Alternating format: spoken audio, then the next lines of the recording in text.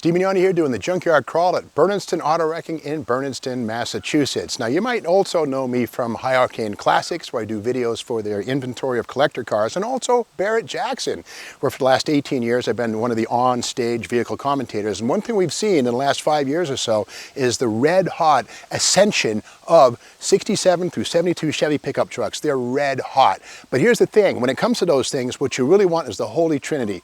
Half-ton, two-wheel drive, short bed.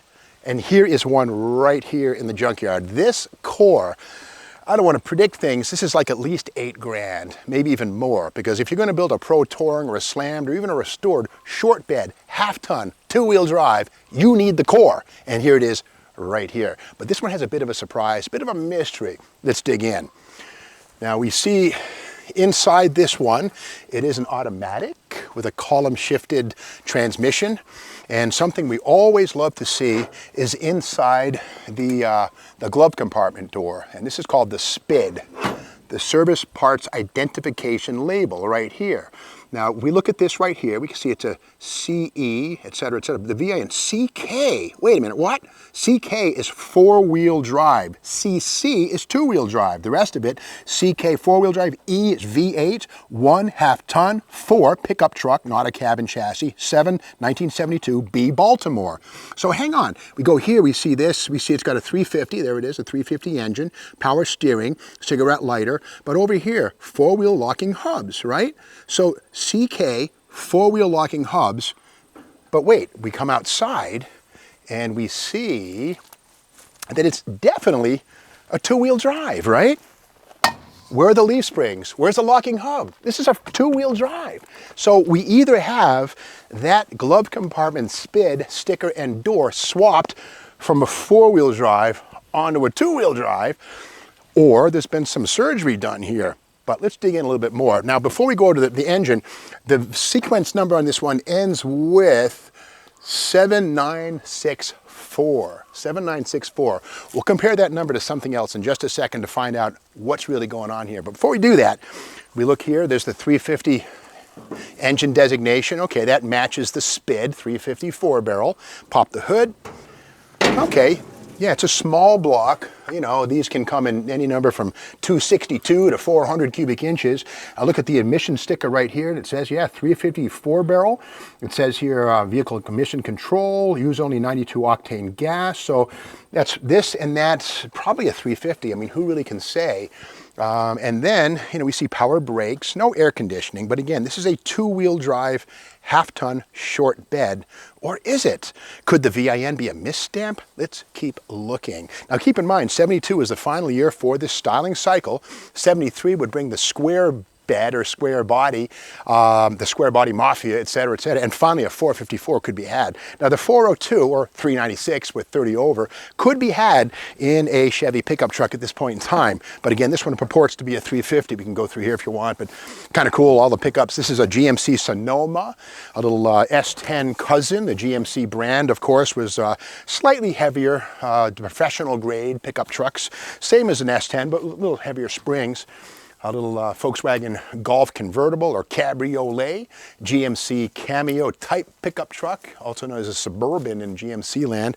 But getting back to our little half-tonner, we see right here, you know, again, this is a half-ton. This is all about the short bed too, 6.5 foot bed, not the 8.5. This is what people want. Now we go to the VIN, we go in here and we look here, and well, what do you know, 7964 on the trim tag that's actually welded to the body. And so that means that the glove compartment door, the SPID, has always been with this cab, and this cab and probably bed were once on a four-wheel drive short bed.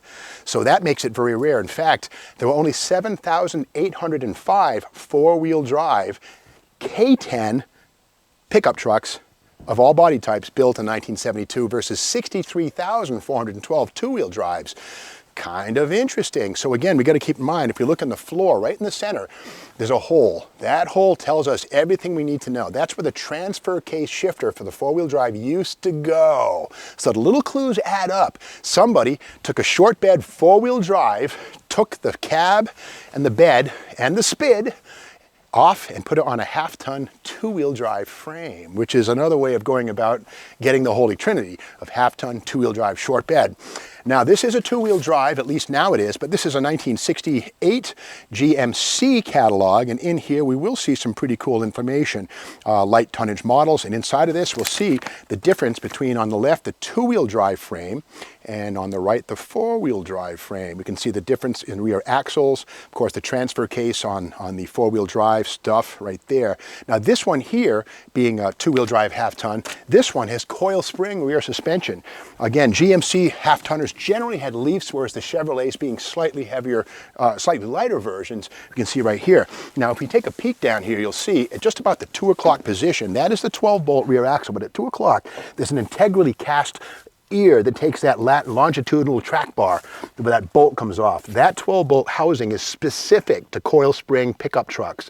It's different on leaf spring trucks. Those diffs don't have that cast-in ear where that bolt and that bar go. So it's correct. Again, leaf springs and lower control arms present on this particular half-ton two-wheel driver. If this was a four-wheel drive, we would see leaf springs and a different frame, a heavier frame with boxed, more section, put it like that, thicker stuff. So this is a weirdo.